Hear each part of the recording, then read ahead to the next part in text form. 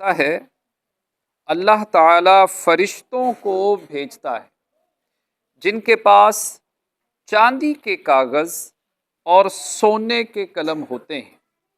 وہ لکھتے ہیں کہ کون یوم جمعرات اور شب جمعہ مجھ پر کثرت سے درود پاک پڑھتا ہے۔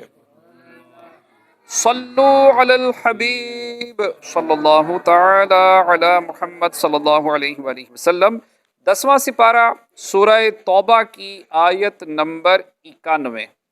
اللہ رب العزت کا فرمان علی شان ہے، لیس علی الضعفاء، ضعیفوں پر کچھ حرج نہیں، ولا علی المرضى، اور نہ بیماروں پر، ولا علی الذین لا یجدون ما ينفقون، اور نہ ان پر جنہیں خرچ کا مقدور نہ ہو،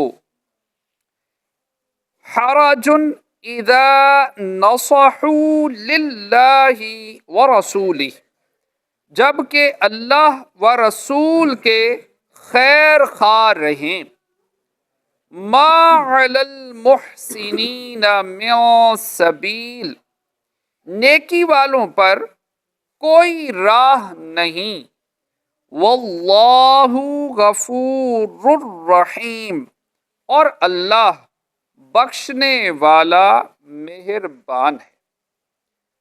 باطل عذر والوں کا ذکر فرمانے کے بعد سچے عذر والوں کے متعلق فرمایا کہ ان پر سے جہاد کی فرضیت ساقط ہے۔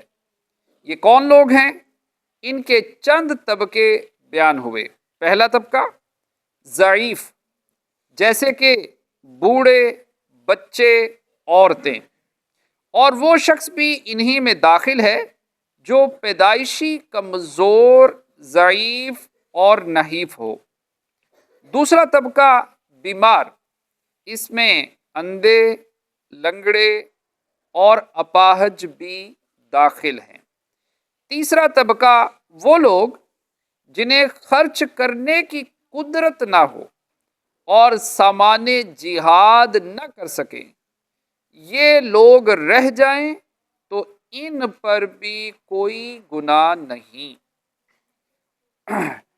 اور وہ جو جن کے بچے پیچھے ہیں اور ان کے گھر والے پیچھے ہیں، تو ان مجاہدین کے گھر والوں کی جو رہ جانے والے ہیں وہ ان کی خبر گیری رکھیں، اور یہ اللہ اور اس کے رسول کی اطاعت ہے۔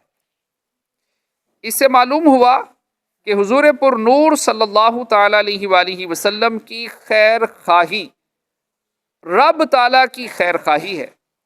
یہ بھی معلوم ہوا کہ اگر کوئی نیکی نہ کر سکے مگر نیکیوں کا دل سے خیر خواہ رہے، تب بھی انشاء اللہ عز و جل نیکوں میں شمار ہوگا۔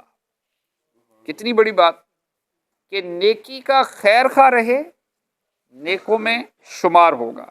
آیت کا منشا یہ ہے کہ مجبور مسلمان جو جہاد میں شریک نہ ہو سکیں، وہ مدینہ میں رہ کر اللہ و رسول عز و جل و صلی اللہ تعالی علیہ وآلہ وسلم کی خیر خواہی میں مجاہدین کے بچوں کی خدمت کریں۔ حضرت انس بن مالک رضی اللہ تعالیٰ عنہ سے روایت ہے، نبی اکرم صلی اللہ تعالی علیہ وآلہ وسلم نے ارشاد فرمایا، تم مدینہ منورہ میں ایسے لوگوں کو بھی چھوڑ کر آئے ہو کہ تم جو سفر کر رہے ہو، جو مال خرچ کر رہے ہو اور جن وادیوں کو طے کر رہے ہو، ہر کام میں وہ تمہارے ساتھ ہیں۔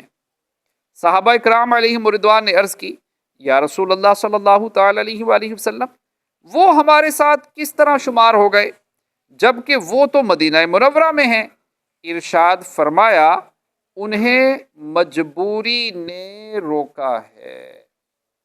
صلو علی الحبیب صلی اللہ تعالی علی محمد صلی اللہ علیہ وسلم.